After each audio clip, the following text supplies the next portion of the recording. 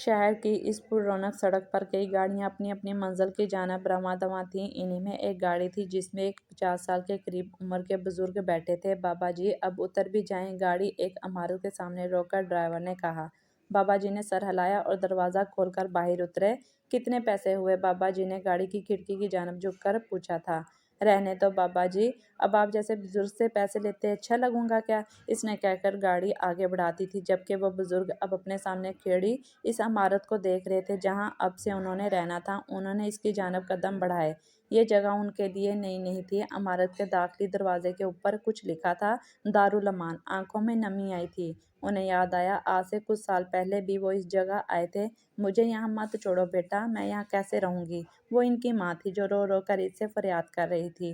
امی جان اب سمجھ نہیں رہی ہیں بات کو؟ سعدیہ آپ کے ساتھ نہیں رہنا چاہتی اور میرے پاس اتنے پیسے نہیں ہیں کہ میں آپ کو الگ رکھ سکوں۔ کتنا بے رحم تھا۔ اپنی بیوی کی خواہش اسے اپنی ماں کے آنسوؤں سے زیادہ قیمتی لگی۔ میں اسے کچھ نہیں کہوں گی بیٹا، بس مجھے اپنے آپ سے الگ مت کرو۔ وہ اس کے سامنے ہاتھ جوڑے کھڑی تھی۔ معاف کر دو اماں، اب میں روز روز کے ڈرامے برداشت نہیں کر سکتا۔ یہاں تمہیں کوئی مسئلہ نہیں ہوگا، آتا جاتا رہوں گا میں۔ وہ اپنی ماں کے پاس سے اٹھا تھا۔ اس کی ماں کی پکار نے دروازے تک اس کا پیچھا کیا تھا، لیکن اس نے کچھ نہیں سنا۔ اپنی ماں کو عمارت کے اندر چھوڑ کر خود چلا گیا ہمیشہ کے لیے۔ آج اتنے سال بعد وہ دوبارہ اسی عمارت کے اندر تھا، مگر آج وہ اس عمر میں تھا جس عمر میں وہ اپنی ماں کو یہاں چھوڑ کر گیا تھا۔ یادوں سے باہر نکل کر وہ ایک آدمی کی طرف گیا۔ میرا کمرہ کہاں ہے؟ وہ اس آدمی سے پوچھ رہا تھا جو شاید یہاں کوئی کام کرتا تھا۔ آؤ بابا تمہیں چھوڑ آتا ہوں۔ وہ اب اس کے پیچھے چل رہا تھا۔ ایک راہداری سے گزر کر 3 کمروں کے بعد چوتھے کمرے میں ان کا سامان رکھا گیا۔ انہوں نے دیکھا وہاں 3 پلنگ رکھے تھے۔ اس کے جانے کے بعد انہوں نے آگے بڑھ کر اپنا بیگ پلنگ پر رکھا تھا۔ اپنا بیگ کھول کر اس میں سے ایک البم نکالا تھا۔ یہ پہلی تصویر تھی جس میں وہ اپنے 5 سال کے بیٹے کے ساتھ کھیل رہے تھے۔ بے اختیار اپنا وقت یاد آیا تھا۔ امی، وہ روتے ہوئے اپنی ماں کو پکار رہا تھا۔ کیا ہوا؟ اس کی آواز سن کر وہ بھاگتی ہوئی کچن سے باہر آئی تھی۔ مجھے چوٹ لگی ہے۔ اس نے اپنی کہنی آگے کر کے اپنی چوٹ دکھائی۔ ارے میرے بچے، ابھی ٹھیک کرتی ہوں۔ اور تھوڑی دیر بعد وہ اسے دوائی لگا رہی تھیں۔ انہیں اچانک ہی اپنی ٹانگ میں درد محسوس ہوا۔ البم سے نظر ہٹا کر اپنی ٹانگوں کو دبانے کے لیے جھکے تھے۔ اچانک ایک منظر آنکھوں کے سامنے آیا تھا۔ وہ پانی پینے کے لیے کچن میں آئے تھے۔ ٹانگوں میں درد کی وجہ سے چلنا مشکل ہو رہا تھا۔ پانی کا گلاس لے کر وہ پلٹے تھے کہ کوئی چیز پاؤں سے ٹکرائی تھی۔ گلاس ٹوٹنے کی آواز پر بہو کچن میں آئی تھی۔ یہ کیا کر دیا آپ نے؟ میرا نیا ڈنر سیٹ تھا۔ یہ بہو نے فوراً چلانا شروع کر دیا تھا۔ کمرے میں بیٹھا بیٹا بھی باہر آیا تھا۔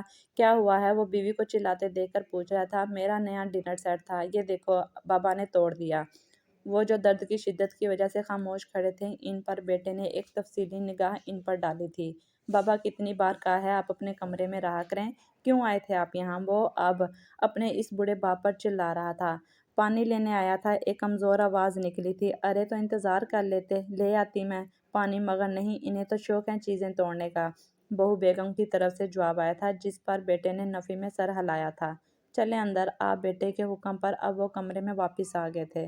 کھانا لینے آ جاؤ، اچانک ہی ایک آدمی نے آ کر کہا تھا، جس کی آواز انہیں حال میں واپس لے آئی تھی۔ وہ اپنی ٹانگ کا درد برداشت کرتے ہوئے کھانا لینے کے لیے پہنچے تھے، جہاں ان جیسے کئی لوگ موجود تھے۔ روٹی توڑ کر نوالا منہ میں ڈالا تھا، مگر جوڑوں میں درد کی وجہ سے وہ یہ روٹی نہیں کھا پا رہے تھے۔ درد کی شدت سے آنکھوں سے آنسو نکل رہے تھے۔ اچانک انہیں اپنی ماں یاد آئی تھی۔ وہ دونوں میاں بیوی ہوٹل سے کھانا کھا کر گھر واپس آئے تھے۔ صحن میں رکھی چارپائی پر بیٹھی ان کی ماں نے بہو کو روٹی پکانے کا کہا تھا۔ اماں روٹی بنا کر تو گئی تھی میں، مسوڑھوں میں درد ہے، بہت سخت روٹی نہیں کھائی جاتی، مجھے تازہ نرم روٹی بنا کر دے دو۔ اماں کی بات پر بیگم کے تاثرات بدلے تھے۔ دیکھ رہے ہیں آپ، میں ابھی باہر سے تھک کر آئی ہوں اور اب آپ کی ماں کو تازہ روٹیاں کھانی ہیں۔ بیگم کا رخ اب ان کی طرف مڑا تھا۔ اماں کیا ہو گیا ہے؟ اب اتنی بھی سخت روٹی نہیں ہے، کھائی نہ جائے۔ اس کی بات سن کر ماں چپ ہو گئی تھی۔ اسے یاد آیا اس دن اماں نے بھی سخت روٹی کھائی تھی۔ انہیں بھی اتنا ہی درد ہوا ہوگا۔ کئی آنسو تھے جو آنکھوں سے نکل کر بہے تھے۔ کھانا کھا لینے کے بعد وہ باہر لان کی جانب آئے تھے۔ ایک بینچ پر بیٹھ کر انہوں نے وہ البم دوبارہ کھولا تھا۔ یہ ان کے بیٹے اور بہو کی تصویر تھی۔ وہ اپنے بیٹے کی پسند سے ہی بہو لائے تھے۔ بیٹے کی ہر خواہش پوری کرنا تو جیسے انہیں مطمئن کر دیتا تھا۔ انہیں یاد آیا آج سے 1 ہفتہ پہلے جب بدلتے موسم کی وجہ سے ان کا گلا خراب اور بخار ہوا تھا، تو بہو نے انہیں ایک دوائی گھر سے ہی لا کر دی تھی، مگر اس سے آرام نہیں آیا تھا اور بیٹے کے پاس اتنا وقت نہیں تھا کہ وہ انہیں ڈاکٹر کے پاس لے کر جاتا۔ اس رات کھانسی کی شدت میں اضافہ ہوا تھا۔ वो बाइट सहन में रखी चारपाई पर लेटे हुए थे।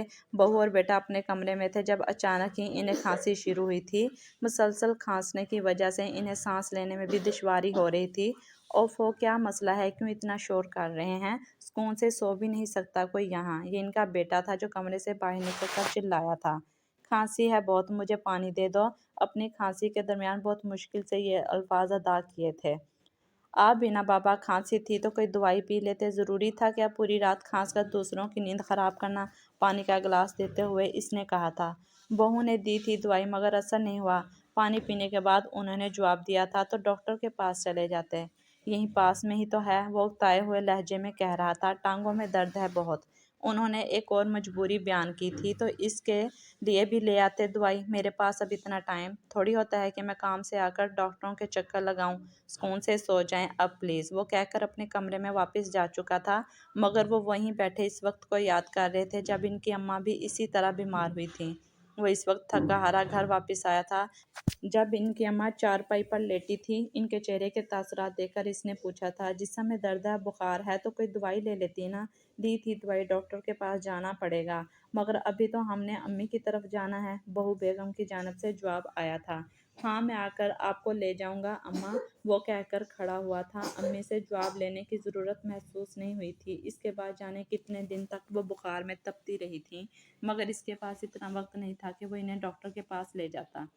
जाने फिर वो कैसे ठीक हुई थी? अचानक ही अम्मी का ख्याल आया था। शायद इस तरह ठीक हुई थी जिस तरह कुछ दिन पहले इनकी खांसी ठीक हुई थी। एक बार फिर आंखों से आंसू निकले थे। यादें बहुत तकलीफदेह होती हैं। उन्होंने एल्बम बंद किया था। या सुबह का ही तो मंजर था जो उन्हें याद आया था। वो अपनी चारपाई पर बैठे थे जब बेटा और बहू इनके पास आए थे। आपसे बात करनी है अब्बा, इनके सामने रखी हुई कुर्सी पर बैठते हुए बेटे ने कहा। बोलो बेटा, मेरा ट्रांसफ़र दूसरे शहर में हो गया है, हम दोनों कल वहाँ जा रहे हैं। बेटे की बात पर वो चौंके थे। और मैं?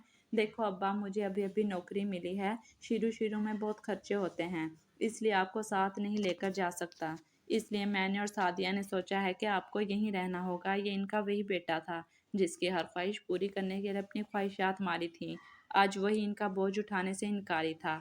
अकेला कैसे रहूँगा, वो नम आंखों से पूछ रहे थे। ओल्ड होम में रह लेंगे आप अब्बा, वैसे भी वहाँ बहुत लोग होते हैं, आपको परेशानी नहीं होगी। दादो भी तो वहीं रही थीं। जवाब ऐसा था कि सांस तक रुक गई थी। औलाद जब माँ बाप से बेजार हो जाती है तो क्या क़यामत होती है, ये इन्हें आज महसूस हुई थी। मगर ये क़यामत किसी और ने भी तो सही थी। इन्हें अपनी माँ याद आई थी। मैं तंग आ गई हूँ इनसे, आपको फैसला करना होगा, या ये यहाँ रहेंगी या मैं। ये इनकी बीवी थी। तुम क्या कह रही हो, मैं कैसे छोड़ दूँ अपनी माँ को? इनका मेरे अलावा है ही कौन? वो अपनी बीवी को समझाना चाह रहे थे। हाँ तो छोड़ आए ना ओल्ड होम में, हज़ारों इन जैसे रहते हैं वहाँ। मैं मज़ीद इनके नखरे नहीं उठा सकती, इन्हें छोड़कर आएँ वरना मैं यहाँ से जा रही हूँ। वो अपनी बीवी की जुदाई बर्दाश्त नहीं कर सकते थे, इसलिए माँ के आंसुओं को नज़रअंदाज करके वो इन्हें ओल्ड होम छोड़ आए थे। आज इनका बेटा भी वही कर रहा था तो गलत कौन था, बेटा या बहू? मैं खुद चला जाऊँगा वहाँ बेटा, उन्होंने अपने बहू और बेटे से कहा था। क्योंकि बेटा गलत नहीं था, गलत बहू नहीं थी, गलत तो माजी था। ये वो फसल थी जो उन्होंने बोई थी, आज वो इसे काट रहे थे। ये मकाफात अमल था जो इन्हें वहाँ ले आया जहाँ कुछ सालों पहले वो अपनी माँ को छोड़ आए थे।